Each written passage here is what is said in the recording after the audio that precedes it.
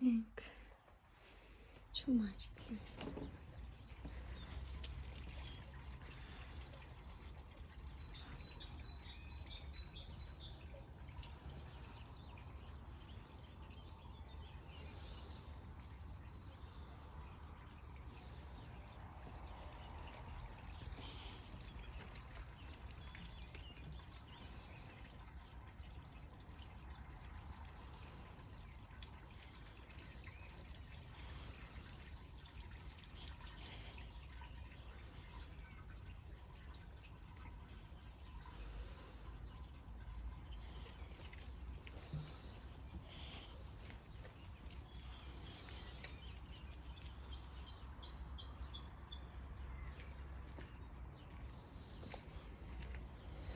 Tady je jedna Abwasser skruš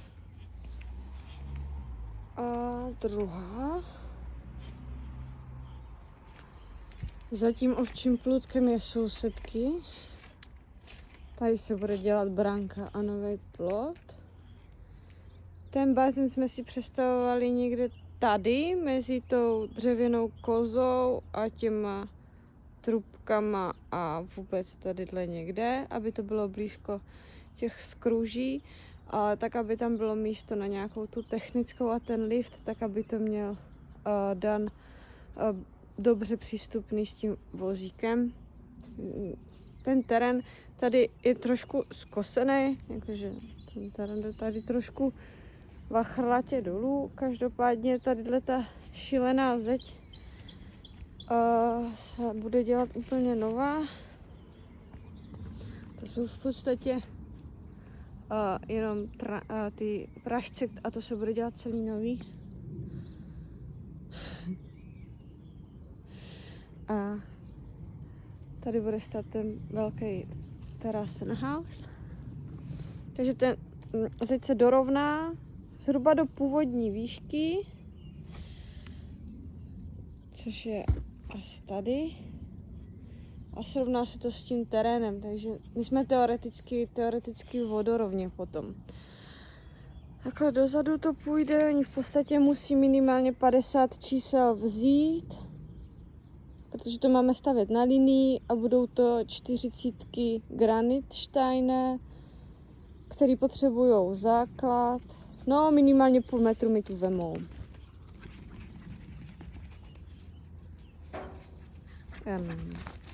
OK. Trošku mu šiblo. To nevadí. No.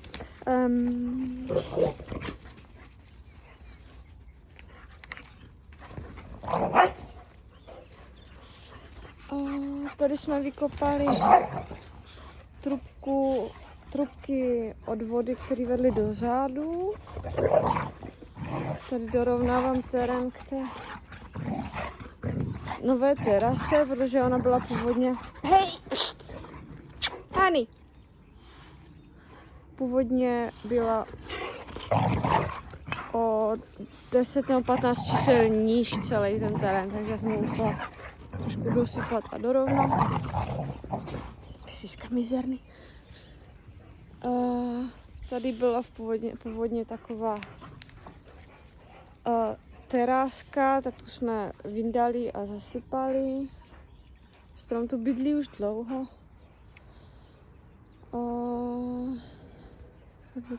Zpátky.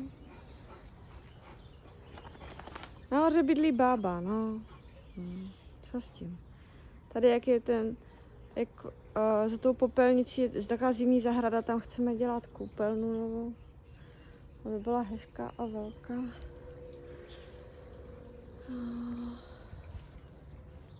A tady někde by měl stát ten skleník. Tady je spousta místa v podstatě. Tady je ještě skruš od kanalizace.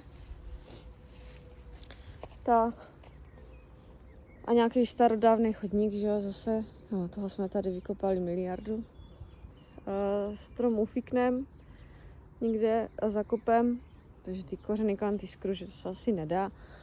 Jsme se domluvili, že ho obkopem, uřízneme co nejníž to půjde a zahrabem.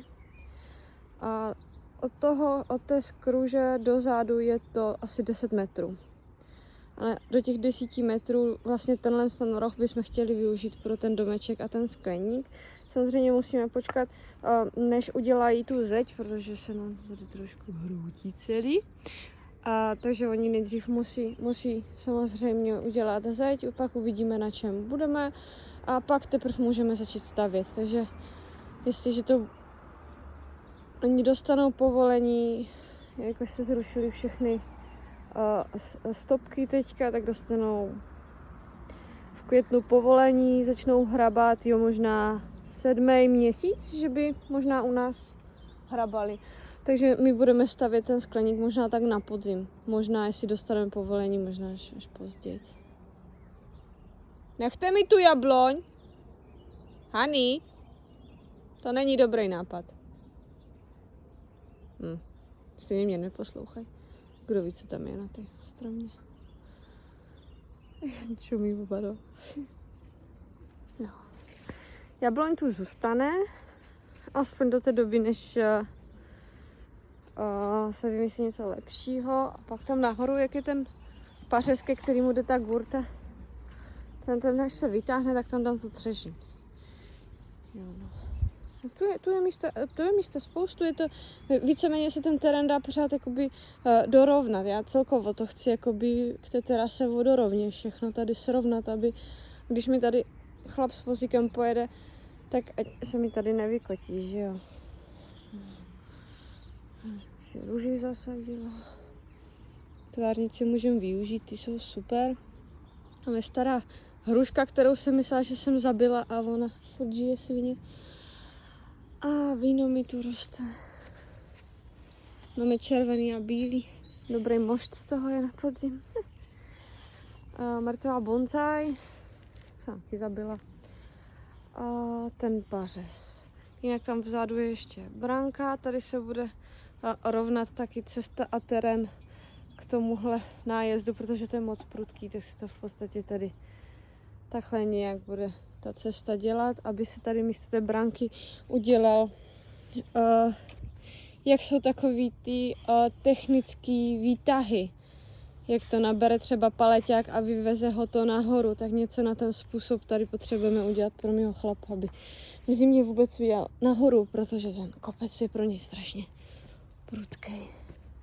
Tady máme vlastně parkoviště, tady budeme muset udělat novou podpěrnou zeď, protože to parkoviště tak nějak jako padá a ten svah je hrozně nestabilní a je podepřený v podstatě tamhle vzadu tou jednou betonovou zdí a tady vlastně druhou. A to parkoviště nahoře tam nemá vůbec žádnou podpěru. Takže tam budeme mít další projekt, ten, že budeme muset vlastně udělat podpěru pro to parkoviště. A tady Švýcaři taky kvalitně stavěli, takže já si myslím, že tady máme práce dost. Čau, pičus. Jsi skokan. No, jak tady máme parkoviště, takhle ještě pohled od zhora. Tady máme fundamenty na ten skleník. Ne fundamenty, tu konstrukci s tím plexisklem. Oni jsou to takovéhle jakoby dostřižky, trubky. Jo.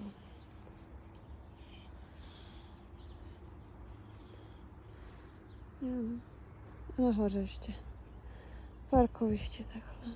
No a baba.